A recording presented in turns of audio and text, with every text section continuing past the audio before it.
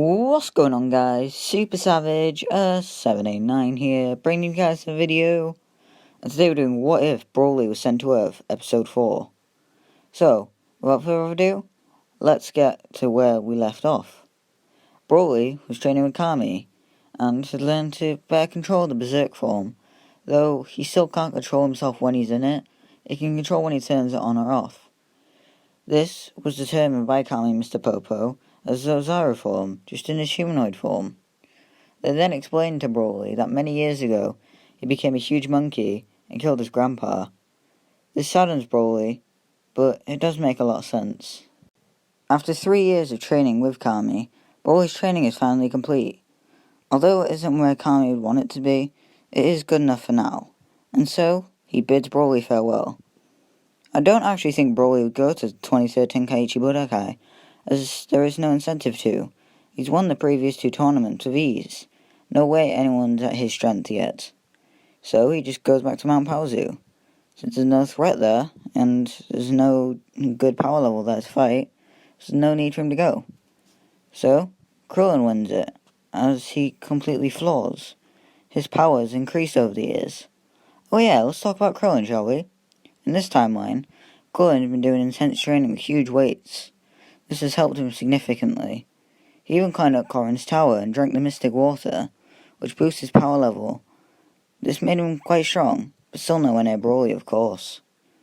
Then, 5 years passed from the tournament, and everyone's having a reunion. They haven't seen Broly in many years, and they're really eager to see what's been going on in his life.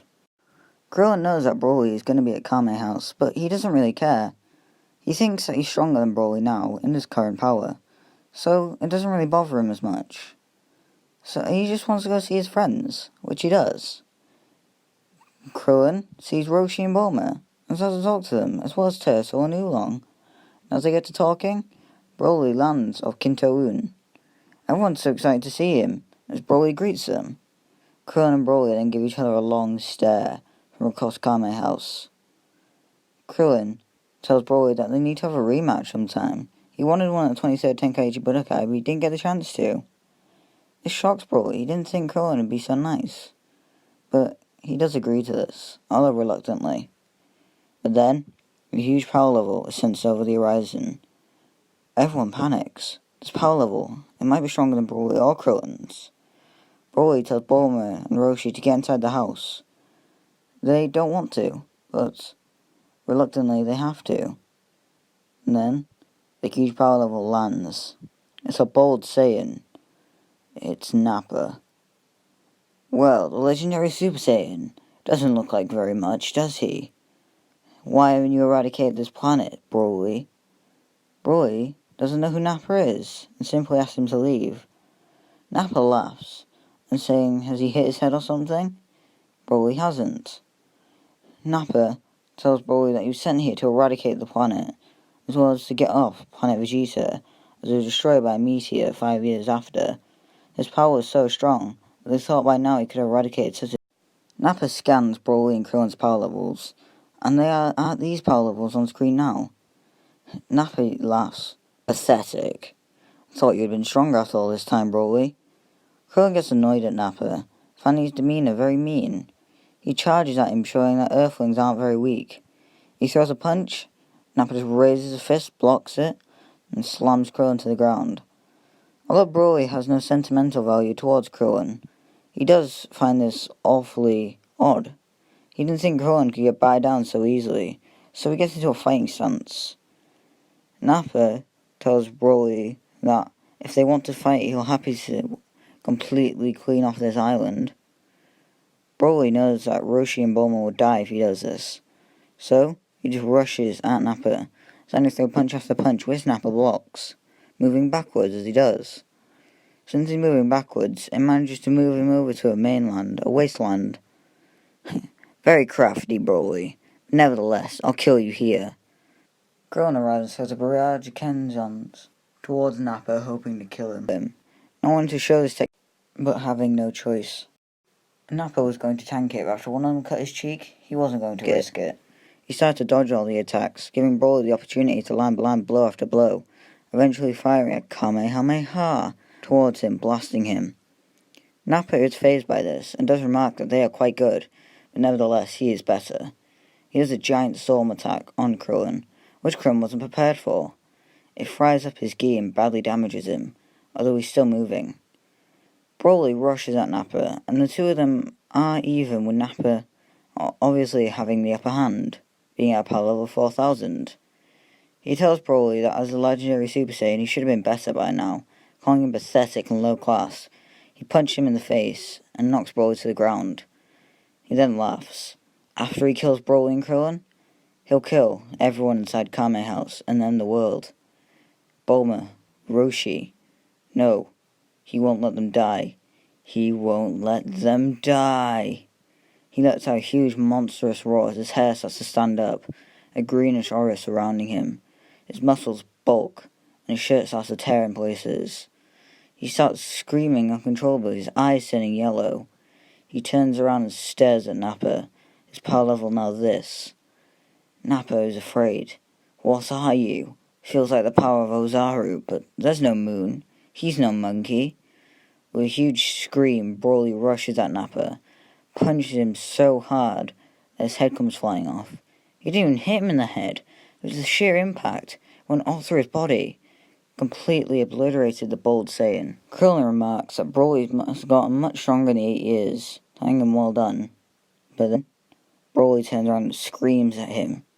You don't have to be so rude. I know we've had our differences, but oh my god! Broly charges at him and throws a punch, which Krillin barely dodges, just predicting where the punch is going to go. Broly's not using martial arts, but sheer power. This terrifies Krillin. He starts throwing Kienzon after Kienzon, but none of them are hitting. Kamehameha, nothing. He even does a split, ki blasts, nothing. Nothing's working on Broly. He barely manages to dodge a punch with an after image, but still. Broly goes for a huge mouth blast at Krillin, which completely obliterates the human, turning him to dust. Broly then falls back into his humanoid form. Broly didn't know what happened, and so he regains consciousness not too long after this. He looks and sees Krillin nowhere, and Nappa's body without a head, a scouter laying next to it. He hears on the scouter, Nappa was so weak, I guess in 1 year I'll have to go. Then, communication shut off and the scouter explodes. 1 year, a new Saiyan will come. This could be troublesome. He doesn't want to resort to his berserk form again. He flies up to Kame's lookout, repulses to Kame, which he already knew. He then tells Broly what he did, and how he lashed out and accidentally killed Krillin. Broly is shocked by this, and is a bit apologetic. But Kame reassures him that we revive the Dragon Balls. Plus, he can go train with King Kai. This will make him much stronger for the fight with the Saiyans. Kame contacts Earth's forces, being Yamcha, Tien, Chaozu, Yajirobe, and yes, Chi-Chi. She didn't stop training this timeline, as there was no Gohan there for her wanting to make him study, and there was no Goku to impress. She has a bit of a crush on Broly, but she never admits it. At least, not for now, she doesn't. So, all of our Earthsea fighters start training together, over the year, as Vegeta jets off towards Earth. Krillin trains with King Kai and learns the Kaioken and the Spirit Bomb, which will come in handy for the fight with Vegeta. Kame even did a little bit mild training, and although he's nowhere with the others, he is still stronger than he would be, about 420. This is still quite good, as opposed to his 220 power level. He wasn't training with anyone, but just on his own, just in case he had to get stronger somehow. I'm sure you're wondering why it was Nappa who came to Earth, and not Raditz. Well, Raditz was actually somewhere else. When Broly awoke, you guys probably thought that Vegeta was addressing Nappa's death. But no, he was not. He in fact was addressing Raditz. Far off on a distant planet, a couple hours after Nappa's death, Raditz bit the dust, his last words being, "Damn it, you slug." Then he died. But guys, that's where I'm going to leave it here. Make sure you like and subscribe and comment down below what you think happen in the next episode. I'm really excited to leave it on this cliffhanger, with Raditz being on a different planet.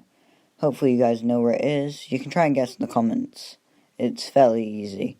I do not want to do this what if as a singular what if, because I don't find it that interesting, but I think just as as a what if within a what if. I think it's cool.